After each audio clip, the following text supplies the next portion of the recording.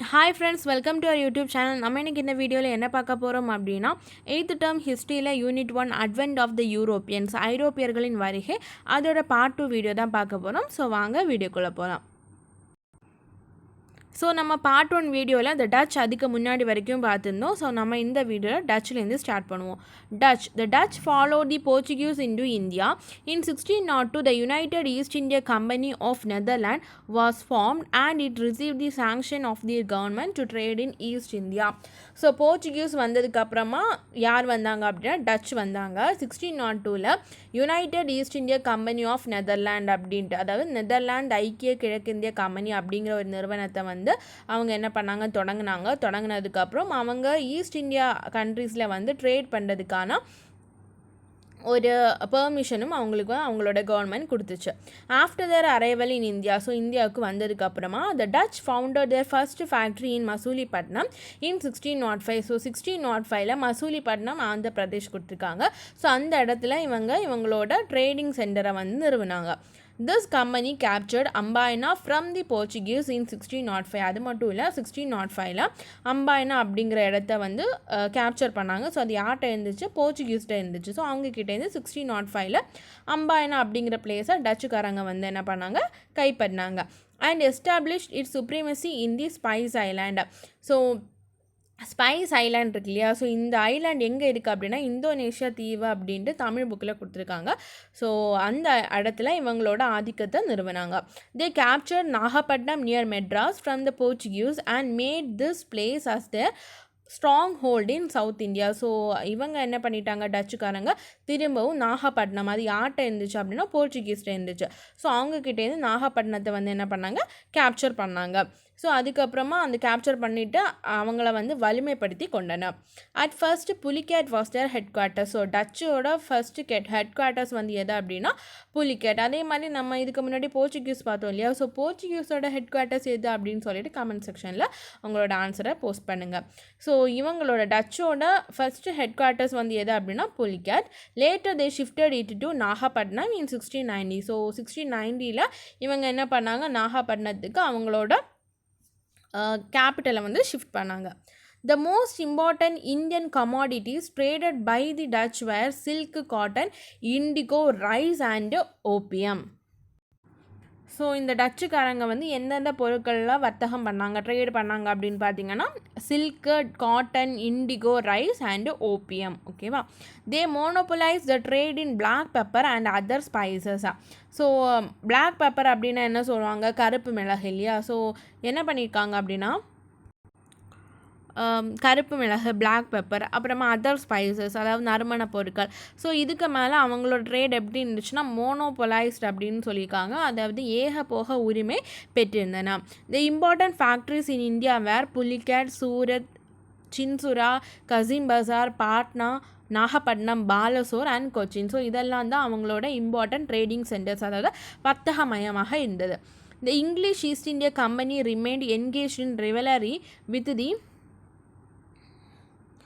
Portuguese and the Dutch throughout the 17th century. So இந்த English East India Company இருக்கு இல்லையா, அதாவது ஆங்கில கிழக்கிந்திய கம்பெனி 17ஆம் நூற்றாண்டு முழுவதும் அண்ட் இந்த டச் அப்புறமா இந்த போர்ச்சுகீஸ் இருக்காங்க இல்லையா, ஸோ அவங்களுக்கு ஒரு போட்டியாக இருந்தது. In 1623 the Dutch cruelly killed 10 English traders and 9 Javanese in Ambaina. So எந்த வருஷம் 1623ல். ஸோ 1623ல் இந்த டச்சுக்காரங்க அம்பாயினாவில் 10 இங்கிலீஷ் ட்ரேடர்ஸ், அதாவது ஆங்கில வியாபாரிகள் மற்றும் 9 ஜாவனீஸ், அதாவது 9 ஜப்பானியர்களை வந்து இவங்க இரக்கமின்றி கொண்டாங்க. This incident escalated the rivalry between 2 European companies. So இந்த நிகழ்வு வந்து என்னாச்சு அப்படின்னா Dutch and also English East India Company இருக்கு இல்லையா, ஸோ ரெண்டுக்கும் இடையில வந்து ஒரு பெரிய பகைமையை வளர்த்தது. Their final collapse came with their defeat by the English in the Battle of Bedera in 1759. So 1759ல் நடைபெற்ற பெடேரா போரில் இந்த இங்கிலீஷ்காரங்க டச்சுக்காரங்களை தோற்கடித்தன. The Dutch lost their settlement one by one to the English and was completely wiped out by the year 1795. So ஒன்றன் பின் ஒன்றாக அவங்களோட குடியேற்றங்களை ஆங்கிலேயரிடம் இழந்தது யார், டச்சுக்காரங்க. And இந்த year 1795ல் இவங்க முழுமையாக ஆங்கிலேயரிடம் ஒப்படைத்தது அவங்கள்ட்ட இந்த எல்லாத்தையுமே. Next touch in Tamil Nadu. So தமிழ்நாட்டில் வந்து டச்சுக்காரர்களை பற்றி பார்ப்போம். இந்த Portuguese who established a control over Pulicat since 1502 were overthrown by the Dutch. So 1502 அந்த டைமில் இந்த புலிகேட், தமிழில் சொல்லணும் அப்படின்னா பழவேற்காடு அப்படின்னு சொல்லுவாங்க. ஸோ அந்த இடத்துல கட்டுப்பாட்டை ஏற்படுத்திய இந்த போர்ச்சுகீசர்கள் இந்த டச்சுக்காரர்களால் தங்களின் ஆதிக்கத்தை இழந்தனர் இல்லையா. In Pulicat the Dutch built the fort Geldria in 1613. So 1613 Geldria அப்படிங்கிற ஒரு கோட்டையை யார் கட்டினாங்க? டச்சுக்காரங்க கட்டினாங்க. ஸோ இதெல்லாமே இம்பார்ட்டன்ட், நோட் பண்ணி வச்சுக்கோங்க. ஸோ கெல்ட்ரியா ஃபோர்ட் வந்து யார் கட்டினாங்க? டச்சு. அண்ட் இயர் வந்து பார்த்தீங்கன்னா 1613. This fort was once the seat of Dutch power. So இதுதான் வந்து அவங்களோட இந்த கோட்டை தான் வந்து என்னென்னா ஒரு காலத்தில் டச் அதிகார மையத்தின் இருப்பிடமாக இருந்தது. ஸோ அந்த கெல்ட்ரியா ஃபோட்டோ வந்து கொடுத்துருக்காங்க, ஃபோட்டோவில் பார்த்துக்கோங்க. The Dutch established their settlement at Pulicat in 1610. So 1610 Dutch என்ன பண்ணாங்க அப்படின்னா இந்த புலிகேட்டில் அவங்களோட ஆதிக்கத்தை நிறுவினாங்க. Diamonds were exported from Pulicat to the western கண்ட்ரிஸா. ஸோ இந்த டைமண்ட்ஸ், அதாவது வைரங்கள் எல்லாமே வந்து மேற்கத்திய நாடுகளுக்கு ஏற்றுமதி செய்யப்பட்டது. எங்கேருந்து? இந்த புலிகேட் அப்படிங்கிற இடத்துலேருந்து. The other Dutch colonial force and possessions were Nagapattinam, Punnakayal, Porto Novo, Cuddalore and Devanampattinam. So இந்த டச் கொலோனியல் ஃபோர்ஸ் வேறு எதெல்லாம் அப்படின்னு பார்த்தீங்கன்னா Nagapattinam, Punnakayal and Porto Novo, Cuddalore, Devanampattinam. So Porto Novo அப்படிங்கிறது தமிழ் என்ன சொல்லுவாங்கன்னா பரங்கிப்பேட்டை அப்படின்னு சொல்லுவாங்க. And Cuddalore and Devanampattinam. Next யார்? பிரிட்டிஷ். ஸோ நம்ம போர்ச்சுகீஸ் பார்த்துட்டோம், டச்சு பார்த்துட்டோம், அதுக்கப்புறமா யார்? British. On 31st December 1600, Elizabeth, the Queen of England, granted a charter to the Governor and Company of Merchants of London to trade with East Indias. East Indies, அதாவது England ராணி யார்? Elizabeth. So அவங்க வந்து என்ன சொல்லியிருக்காங்க அப்படின்னா கிழக்கிந்திய நாடுகளுடன் வர்த்தகம் செய்ய கவர்னர் மற்றும் லண்டன் வர்த்தகக்காரர்கள் நிறுவனத்திற்கு டிசம்பர் 31st 1600 அன்னைக்கு அனுமதி பட்டயம் வந்து யார் வழங்கினா? எலிசபெத் வந்து வழங்கினாங்க. யார்? Queen of England. The company was headed by a governor and a court of 24 directors. So இந்த கம்பெனி வந்ததோ இந்த நிறுவனம் வந்து ஒரு கவர்னர் மற்றும் 24 டைரக்டர்ஸ், இயக்குநர்களை கொண்டிருந்தது. Captain Hawkins visited Jahangir's court in 1608 to get certain concession for their company. So 1608 Jahangir அவைக்கு யார் போனால்? ஹாக்கின்ஸ், கேப்டன் ஹாக்கின்ஸ் வந்து போனாங்க. ஸோ எதுக்கு போனாங்க அப்படின்னா சில சலுகைகள் பெற வந்து இவரை அனுப்பி வச்சாங்க. He secured permission to rise a settlement at Surat. However, the emperor cancelled the permission under pressure from the Portuguese. So இவர் வந்து என்ன போய் கேட்டார் அப்படின்னா சூரத் நகரில் அவங்களுக்கு ஒரு வணிக மையம் வந்து அமைக்க வேணும் அப்படின்னு சொல்லிட்டு போய் அனுமதி கேட்டாங்க. ஆனால் வந்து இதில் போர்ச்சுகீஸ் இன்வால்வ் ஆனதுனால எம்பரர் ஜஹாங்கீர் என்ன பண்ணார்? அவங்களுக்கு வந்து பெர்மிஷன் கொடுக்கல. In 1612, the English captain Thomas Best. So 1612 யார்? இங்கிலீஷ் கேப்டன் தாமஸ் பெஸ்ட் அப்படிங்கிறவர் inflicted a severe defeat over the Portuguese in a naval battle near Surat. So 1612 Thomas best அப்படிங்கிறவர் என்ன பண்ணிட்டார்? அவர் இங்கிலீஷ்காரர். ஸோ அவர் வந்து போர்ச்சுகீஸரை வந்து நாவல் பேட்டில், அதாவது என்ன சொல்லுவாங்க, போர்ச்சுகீஸே கடற்படையை அந்த அவங்கள இதை வந்து தோற்கடிச்சிட்டாங்க. எங்கே அப்படின்னா சூரத் பக்கத்தில். The Mughal Emperor Jahangir permitted the English to establish the factory in 1613 at Surat. So 1613 சூரத்தில் அவங்களோட ட்ரேடிங் சென்டர் வந்து என்னது எஸ்டாப்ளிஷ் பண்ணுறதுக்கு யார் வந்து பெர்மிஷன் கொடுத்தாங்க? ஜஹாங்கீர் வந்து பெர்மிஷன் கொடுத்தாங்க. Which initially became the headquarters of the English in western India. So இந்த வெஸ்டர்ன் இந்தியாவோட ஆரம்ப காலத்தில் இருக்கிற ஒரு தலைமையகமாக எது இருந்துச்சு அப்படின்னா Surat. Captain Nicholas Downton won another decision victory over the Portuguese in 1614. So 1614 captain Nicholas Downton அப்படிங்கிறவர் யாரை வென்றார் அப்படின்னா போர்ச்சுகீஸை வந்து வென்றார். These events enhanced the British prestige at the Mughal court. In 1615, Sir Thomas Roe was sent to Jahangir court by King James I of England. So என்ன சொல்லியிருக்காங்க, இந்த மாதிரி போர்ச்சுகீஸை தோற்கடிச்சாங்க இல்லையா இங்கிலீஷை. ஸோ இந்த மாதிரி தோற்கடிச்சனால அந்த ஆங்கிலேயரின் கௌரவம் வந்து முகலாயர் அவையில் ரொம்பவே இன்க்ரீஸ் ஆயிடுச்சு. 1615 வந்து சார் தாமஸ் ரோ அப்படிங்கிறவரை யார் அனுப்பிவிட்டார் அப்படின்னா king James I of England எங்கே அனுப்பிவிட்டார், ஜஹாங்கீரோட அவைக்கு வந்து அனுப்பிவிட்டார். He remained at Agra for 3 years and succeeded in concluding a commercial treaty with the emperor. So இவர் வந்து 3 years வந்து அங்கே தங்கி பேரரசர் ஜஹாங்கீரிடம் இந்தியாவில் வணிகம் செய்யும் உரிமையை வந்து பெற்றார்.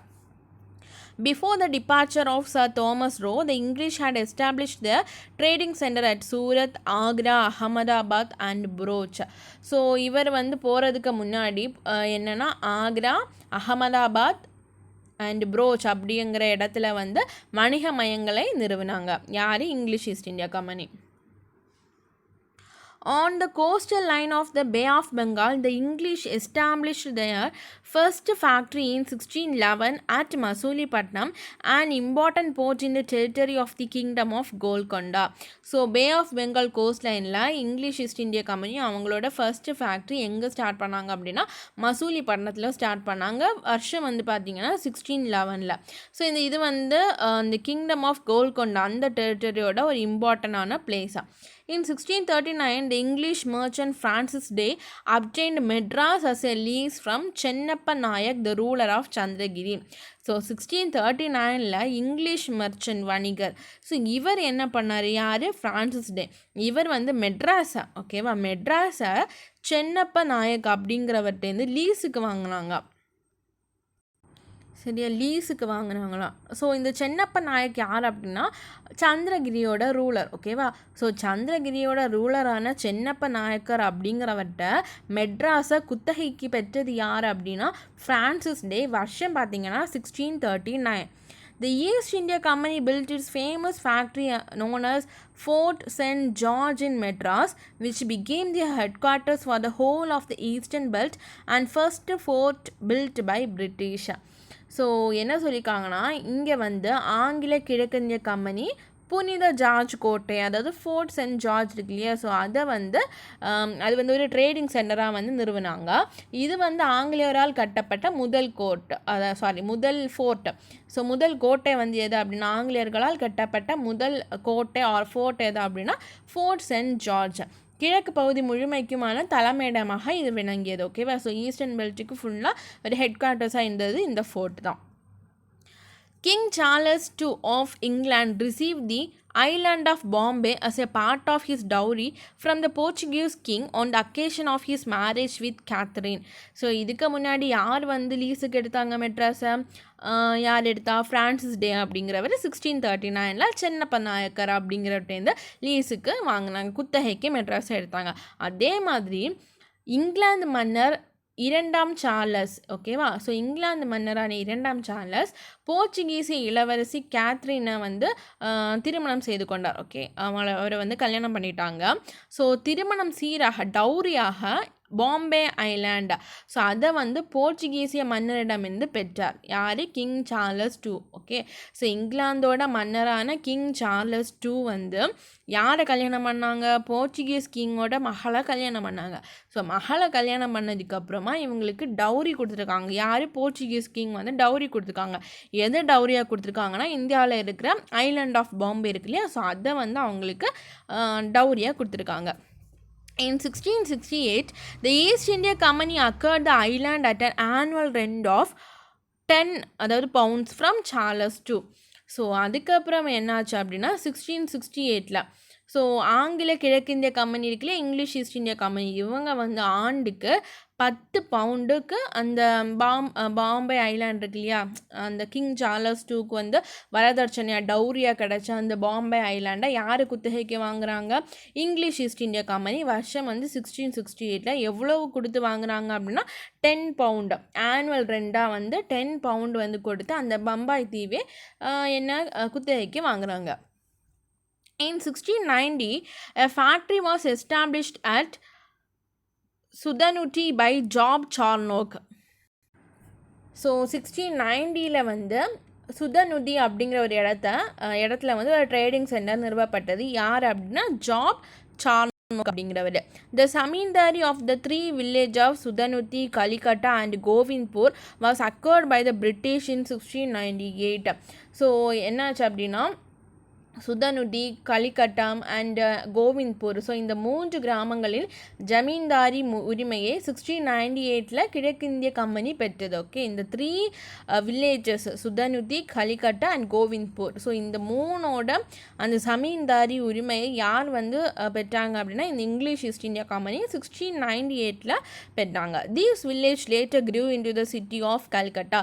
ஸோ இந்த நகரம், அதாவது இந்த 3 கிராமங்கள் தான் பின்னால் நம்ம என்ன சொல்கிறோம் அப்படின்னா கல்கட்டான்னு சொல்கிறோம் இல்லையா. ஸோ கல்கட்டா நகரமாக வளர்ச்சி பெற்றது. The factory at Sudanuti was fortified in 1696 and this new fortified settlement was named as Fort William in 1700. So 1696 இந்த சுதானுதியில் ஒரு வலுவான ஒரு ஃபோர்ட்டை கட்டினாங்க. ஸோ இது 1700 வில்லியம் கோட்டை ஆர் ஃபோர்ட் வில்லியம் அப்படின்ட்டு அழைக்கப்பட்டது. ஓகேவா.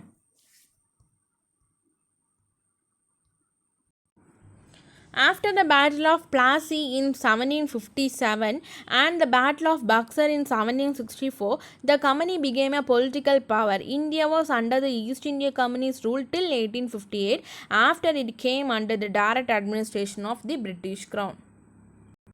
ஸோ என்ன சொல்லியிருக்காங்கன்னா 1757 என்ன நடந்துச்சு, பேட்டில் ஆஃப் பிளாசி. 1764 என்ன நடந்துச்சு, பேட்டில் ஆஃப் பக்ஸா. ஸோ இந்த 2 போருக்கு பிறகு ஆங்கில கிழக்கிந்திய கம்பெனி ஒரு அரசியல் சக்தியாக மாறியது. ஓகே, இந்த 2 போருக்கு அப்புறமா இந்த company became a political power in India. India was under the East India company rule till 1858. India 1858 வரைக்கும் இந்த ஈஸ்ட் இந்தியா கம்பெனியோட ஆட்சியின் கீழ் இருந்தது. அதுக்கப்புறமா இந்தியா ஆங்கில அரசு நேரடி கட்டுப்பாட்டுக்கு கீழே வந்தது. ஸோ நெக்ஸ்ட் டானிஷ், அதாவது டேனியர்கள். On March 17, 1616, the King of Denmark, Christian IV, issued a charter and created a Danish East India Company. So Denmark அரசர் யார், 4ஆம் கிறிஸ்டியன். ஸோ அப்படிங்கிறவர் 1616 மார்ச் 17 ஒரு சார்ட்டர் அப்படின்னா பட்டயம். ஸோ பட்டயத்தை வெளியிட்டு டானிஷ் ஈஸ்ட் இந்தியா கம்பெனி அப்படிங்கிறத நிறுவினார் ஆர் உருவாக்கினார். They establish settlement at Tranquebar. So எங்கே இருக்குது அப்படின்னா தமிழ்நாடு. ஸோ தமிழில் தரங்கம்பாடி அப்படின்னு சொல்லுவாங்க. ஸோ அவங்களோட செட்டில்மெண்ட் எங்கே 1620 ட்ராங்குபார் அண்ட் சேரம்போர் இன் 1676. ஸோ சேரம்போர் எங்கே இருக்குது அப்படின்னா வெஸ்ட் பெங்காலில் இருக்குது, பெங்காலில் இருக்குது. அண்ட் வருஷம் பார்த்திங்கன்னா 1676. ஸோ இந்த இடங்கள்லாம் அவங்களோட குடியேற்றங்களை நிறுவினார். Serampore was their headquarters in India. So இந்தியாவில் டேனியர்களோட ஹெட் குவார்ட்டர்ஸ் எங்கே, Serampore. They failed to strengthen themselves in India and they sold all their settlement in India to the British in 1845. So இவங்க இந்தியாவில் அவங்கள பலப்படுத்தி கொள்ள தவறிவிட்டனர். அதனால் 1845 டேனியர்கள் இந்தியாவிலிருந்து அவங்களோட குடியேற்றங்கள் செட்டில்மெண்ட் எல்லாத்தையும் ஆங்கில அரசுக்கு விட்டுட்டு ஓடிட்டாங்க. Do you know பாருங்க, Danish called Trangubar as Dansborg. The king of Denmark sent Siegenborg to India. Siegenborg set up a printing press at Trangbar. So Tranquebar அப்படின்னா தரங்கம்பாடி, தமிழில் ஞாபகம் வச்சுக்கோங்க. ஸோ இந்த தரங்கம்பாடி அப்படிங்கிறது அதாவது ட்ராங்பார். ஸோ இதை டேனியர்கள் என்னன்னு அழைத்தாங்க, டான்ஸ்பர்க் அப்படின்னு சொல்லிட்டு அழைத்தாங்க. ஸோ த கிங் ஆஃப் டென்மார்க்கோட கிங் இந்தியாவுக்கு யார் அனுப்புனாங்க அப்படின்னா சீகன்பால்கு அனுப்புனாங்க. ஸோ இவர் ட்ராங்குபார் ஆர் தரங்கம்பாடியில் ஒரு பிரிண்டிங் ப்ரெஸ் அச்சுக்கூடத்தை நிறுவினார். Next French. The French East India Company was formed in 1664 by Colbert, a minister of King Louis XIV. So French கிழக்கிந்திய கம்பெனி யார் ஸ்டார்ட் பண்ணாங்க அப்படின்னா மன்னர் 14ஆம் லூயி அப்படின்னு சொல்லிட்டு அவர் ஸ்டார்ட் பண்ணார். வருஷம் 1664. In 1667 a French expedition came to India under Francois Caron. So எந்த வருஷம் 1667 ஃப்ரான்கோயிஸ் கரோன் அவரோட தலைமையின் கீழ் ஒரு குழு இந்தியாவுக்கு வந்தது. France was the last European country to come India as traders. So எது லாஸ்ட் யூரோப்பியன் கண்ட்ரி, இந்தியாவுக்கு லாஸ்ட் யூரோப்பியன் கண்ட்ரி அது எது அப்படின்னா France as the trader. So trading சம்மந்தமாக லாஸ்ட் கண்ட்ரி எது அப்படின்னா ஃப்ரான்ஸு. ஃபஸ்ட் எதுன்னு சொல்லிட்டு கமெண்டில் போஸ்ட் பண்ணுங்கள் ஆன்சரை. Caron founded the first French factory in India at Surat. So இவங்க வந்து எங்கே வந்து அவங்களோட ஃபேக்ட்ரியை ஸ்டார்ட் பண்ணாங்க, சூரத்தில். In 1669 Marcara founded second French factory at Masulipatnam by securing a patent from the sultan of Golconda. So 1669 Marcara அப்படிங்கிறவர் வந்து கோல்கொண்டா சுல்தானோட அனுமதி பெற்று ஃப்ரான்ஸோட செகண்ட் ட்ரேடிங் சென்டரை வந்து மசூலிப்பட்டினத்தில் நிறுவினார். In 1673, the settlement of Pondicherry was founded by Martin under a grant from Sher Khan Lodi, the ruler of Bijapur.